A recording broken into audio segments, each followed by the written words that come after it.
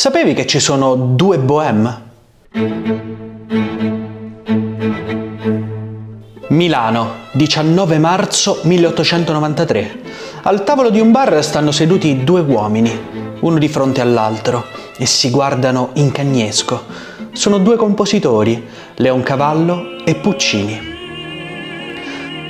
Il primo l'anno prima aveva messo in scena Pagliacci, una delle opere manifesto del verismo. Il secondo era reduce dall'opera Manon Lescaut, il suo primo grande successo. Quel giorno però si erano visti per lanciarsi una sfida musicale.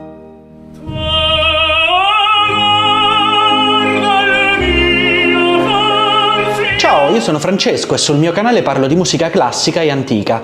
Ti invito a iscriverti e a mettere mi piace. Oggi analizzeremo la musica di una delle opere più famose della tradizione italiana, la Bohème. Sicuramente ne conoscerete qualche aria senza neanche saperlo. Ma di quale Bohème stiamo parlando? Sì, perché ce ne sono due. Sul giornale Il Secolo, il 20 marzo 1893, comparse un trafiletto in cui si annunciava la Bohème, la nuova opera di Leoncavallo. Nei numeri successivi si sarebbe data notizia della sfida tra i due compositori, Puccini vs Leoncavallo.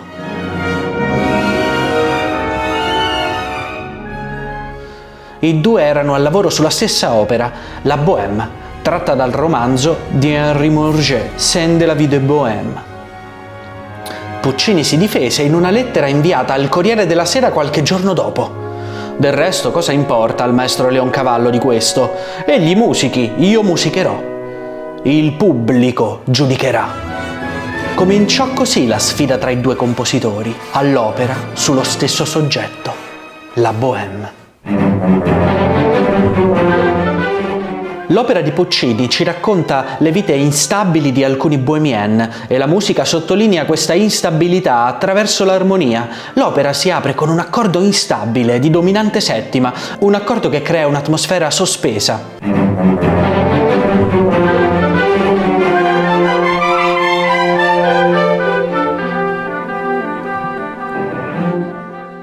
Puccini restituisce un grande senso di realtà attraverso questa armonia spiantata, instabile e inconcludente, come le vite dei suoi personaggi. I bohemiens erano artisti poveri e marginalizzati, degli spiantati. In Italia si chiamavano scapigliati. Trovate anche un mio video al riguardo. La Bohème di Puccini è caratterizzata da una grande attenzione all'aspetto tematico, musicale. Facciamo un esempio. Questo motivo iniziale che avete ascoltato è il motivo della Bohème. Ritornerà lungo tutta l'opera. È sospeso ma anche pieno di slancio e di energia. Questo motivo riemerge ovunque, dando unità a tutto il lavoro. A volte è solo accennato.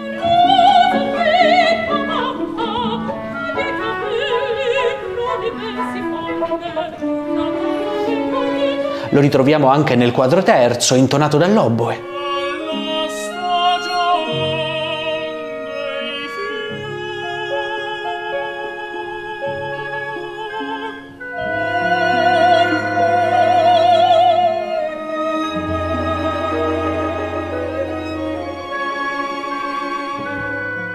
E lo riascoltiamo all'inizio dell'ultimo quadro, dove è ribadito a piena orchestra.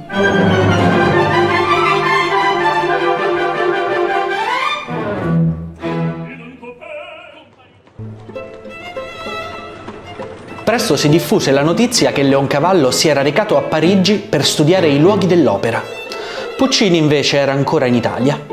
Lui la vita da bohemien l'aveva vissuta per davvero, durante gli anni del conservatorio, a Milano, in piena scapigliatura.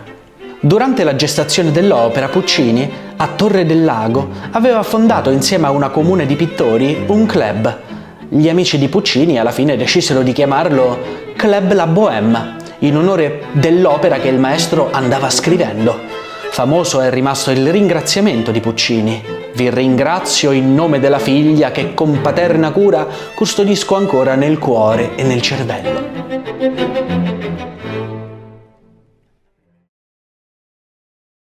La Bohème di Puccini si apre in una povera soffitta parigina. In questo primo quadro ogni personaggio è caratterizzato da un suo tema.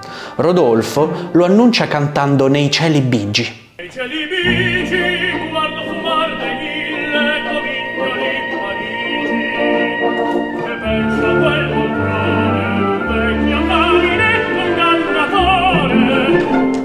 È un tema che svetta verso l'alto, che si eleva, metafora dello slancio ideale, romantico di Rodolfo, che è un poeta sognatore. Vive in ozio come un gran signor. Questo tema lo riascolteremo poco dopo, quando Rodolfo brucerà il suo manoscritto per scaldarsi. L'atto primo stracciato, attendi. È cantato languidamente dal flauto, a sottolineare la tristezza di questa scena. L'arpa intanto con il suo movimento continuo accenna le fiamme del caminetto e ne rappresenta la vivacità. L'atto primo stracciato, attendi. Poco dopo questo personaggio di Rodolfo conosce e si innamora di Mimì. L'opera gira proprio intorno al loro amore. Che gelida manina, se la lasci riscaldar. E naturalmente il tema di Rodolfo ritorna nell'aria Che gelida manina, l'aria più famosa dell'opera, nel momento in cui il personaggio si presenta alla sua amata.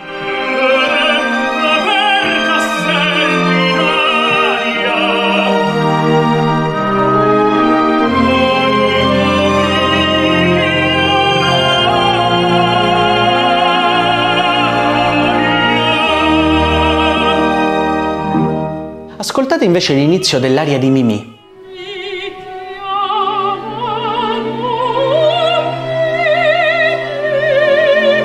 Il motivo di Mimì lo avevamo già ascoltato, accennato dai clarinetti nel momento in cui il personaggio di Mimì bussava alla porta di Rodolfo.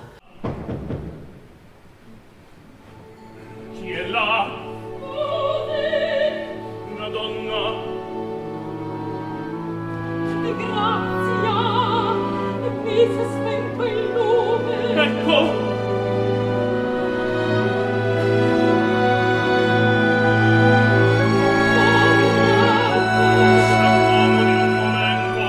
Quindi, come vedete, la coerenza tematica di quest'opera è strabiliante, è piena di rimandi tematici, di temi associati a determinati personaggi che ricorrono e rendono quest'opera un piccolo gioiello musicale. Ma quello che tutti si staranno chiedendo è: come andrà a finire tra Rodolfo e Mimì? Spoiler: male. Nel quarto atto Mimì è gravemente malata e sta per spegnersi. Intona un canto sconsolato in do minore, una tonalità molto triste, tradizionalmente associata alla tristezza.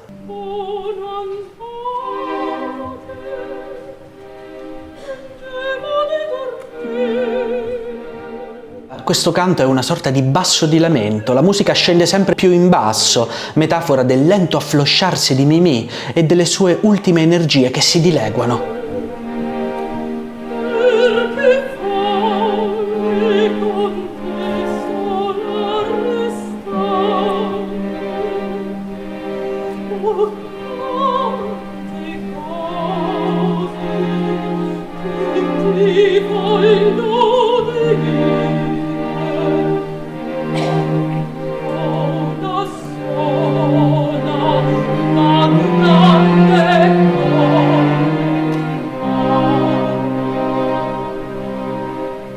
E infine, tra le braccia di Rodolfo, poco prima di morire, la ragazza ricorda languidamente il loro primo incontro e le parole che lui gli disse in quella buia soffitta parigina. Ed ecco riemergere quel tema.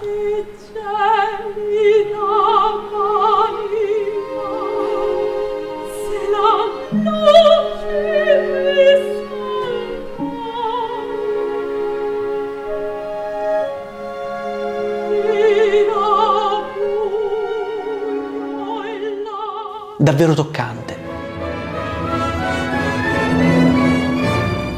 Puccini mise in scena la Bohème il 1 gennaio 1896 a Torino. Ottenne un discreto successo, ma l'opera venne presto rimaneggiata dal compositore e ripresentata a Palermo, dove il successo fu straordinario. E Leoncavallo? Leoncavallo intanto era ancora a Parigi a prendere appunti. Sei troppo lento, Leoncavallo. Leoncavallo finirà la sua Bohème solo l'anno dopo. Dopo oltre un secolo, l'opera di Puccini è ancora fra le più popolari al mondo, mentre quella di Leoncavallo non ha goduto di altrettanto successo. E scommetto che molti di voi non sapevano neanche che esistesse. Alla fine il pubblico aveva giudicato.